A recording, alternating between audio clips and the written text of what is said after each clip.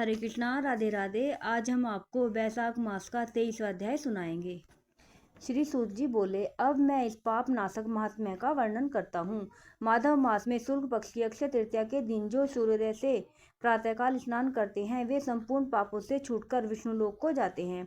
जो देवता पितीश्वर और ऋषियों के निमित्त तर्पण करें, उसने संपूर्ण वेद आदि शास्त्र पढ़ लिए, सब यज्ञ कर लिए और शोक श्राद्ध कर लिए। जो मधुसूदन भगवान का पूजन कर अक्षय तृतीया के दिन कथा सुनते हैं वे मुक्ति को पाते हैं। जो मधुसूदन भगवान की प्रसन्नता के लिए दान करते हैं वे मधुसूदन भगवान की आज्ञा से अक्षय फल देने वाले होते हैं। यह तिथि देवता, ऋषि और पितृश्वरों की है। इसमें सनातन धर्म करने पर देवता, पितृश्वर और ऋषियों की तृप्ति होती है। इस तिथि की प्रख्याति कैसे हुई वह भी बताता हूँ। हे राजन, तू सावधान होकर सुन। प्राचीन समय में राजा बलि के संग इंद्र का युद्ध हुआ और देवता और दैत्यों का भी आपस में युद्ध हुआ। इंद्र पातालवासी बलि को जीतकर फिर पृथ्वी पर उत्थय के आश्रम में गया। वहां जाकर उसकी मंदगामिनी गर्भिणी पत्नी को देखा, जिसकी कमर में स्वर्ण सूत्र में बंद किंकिणी शोभा दे रही थी। उसके कंकणों की झनकार ने मदोमंत भ्रमर और कोकिलाओं के शब्दों को जीत लिया था।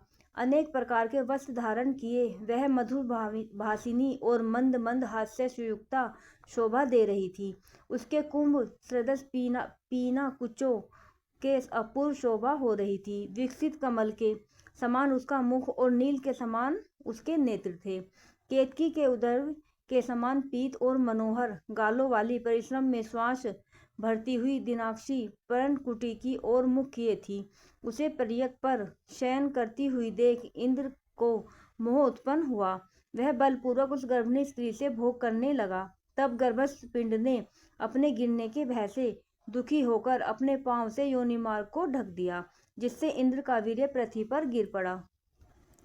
तब गर्भस्थ शिशु पर इंद्र को महाक्रोध हुआ और रोष के मारे तांबे जैसे लाल नेत्र करके शाप दिया कि हे दुर्बुद्धे, तूने पांव से योनि द्वार को रोका है, इससे तू जन्मांध हो और दीर्घतम पावों के वीर्य संचालन से जयंत के समान हुआ। इंद्र ऋषि के शाप से भय से शीघ्र ही भागा। उसे भागते हुए देख संपूर्ण शिष्य हंसने लगे।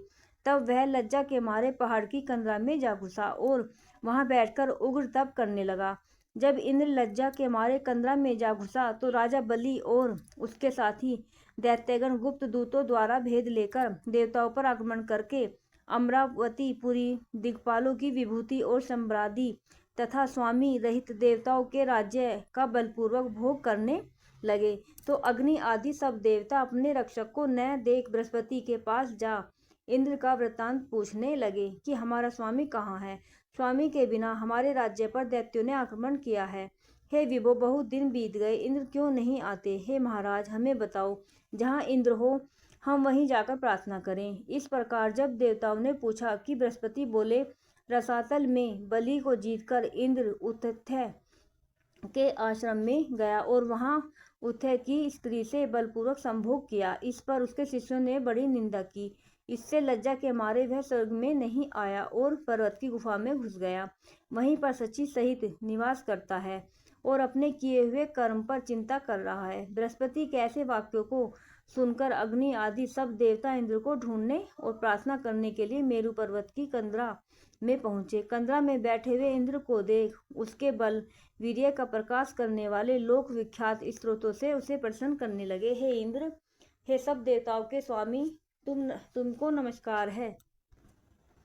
तुम्हारे बिना हमको दैत्यों ने बड़ा क्लेश किया है, जिससे हम स्थान भ्रष्ट होकर दुख के मारे जगह जगह घूम रहे हैं। अतः तुम चलकर शत्रुओं का दमन करो। ऐसी स्तुति सुन इंद्र गुफा से बाहर आया। लज्जा के मारे नेत्र पृथ्वी की ओर कमर झुकाकर देखने लगा। दुख के मारे कंठ भर आया, जिससे मुख से कुछ भी ना कह सका। यह दशा देख बृहस्पति जी बोले, हे इंद्र, तू शंका क्यों करता है। संपूर्ण जगत कर्माधीन है। मान अपमान, सुख दुख, लाभ हानि, हार जीत सब पूर्व जन्मार्जित कर्मों के अनुरोध से होता है।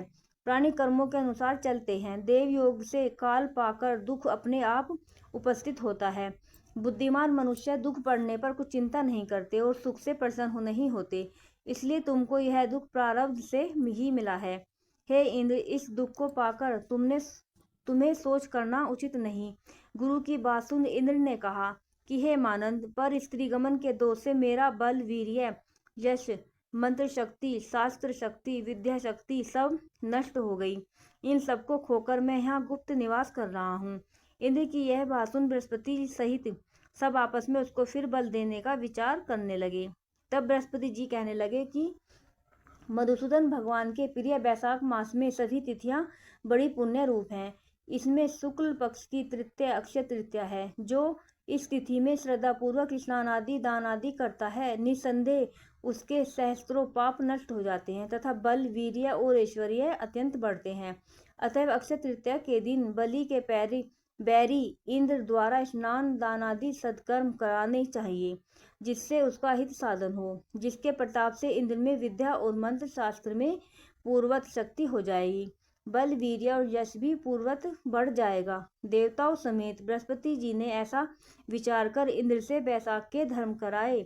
अक्षय तृतीया के दिन भुक्ति और मुक्ति देने वाले धर्मों से पूर्वत बल और वीर्यादि बढ़ गए तथा पर स्त्री गमन का दोष भी तत्काल नष्ट हो गया। इस क्रम से इंद्र अपने पाप कर्मों से इस प्रकार छूट गया जैसे चंद्रमा राहु से छूटता है, और वह देवताओं के मध्य पूर्वत शोभा को प्राप्त हुआ। इंद्र ने देवताओं को संग ले असुरों को जीत अक्षय तृतीया के महात्म्य में सब वैभवों से मुक्त हो अमरावती पुरी में प्रवेश किया। आगे शंख तुरीयादि बाजे बजने लगे। फिर इंद्र की आज्ञा से सब देवता अपने अपने घर गए और पूर्वत यज्ञ आदि से अपना अपना भाग लेने लगे। पितृश्वर पूर्वत पिंड भाग प्राप्त करने लगे। राक्षसों के हार जाने पर मुनि स्वाध्याय में तुष्ट हुए। तभी से संसार में अक्षय तृतीया प्रख्यात है। यह देवता, ऋषि, पितृगण सबको संतोष देने वाली है। अतः यह सब कर्मों को काटने वाली सबसे पुण्यतम है। यह अक्षय तृतीया मनुष्यों को भक्ति और मुक्ति देने वाली है। राधे राधे। बोलो मधुसूदन भगवान की जय।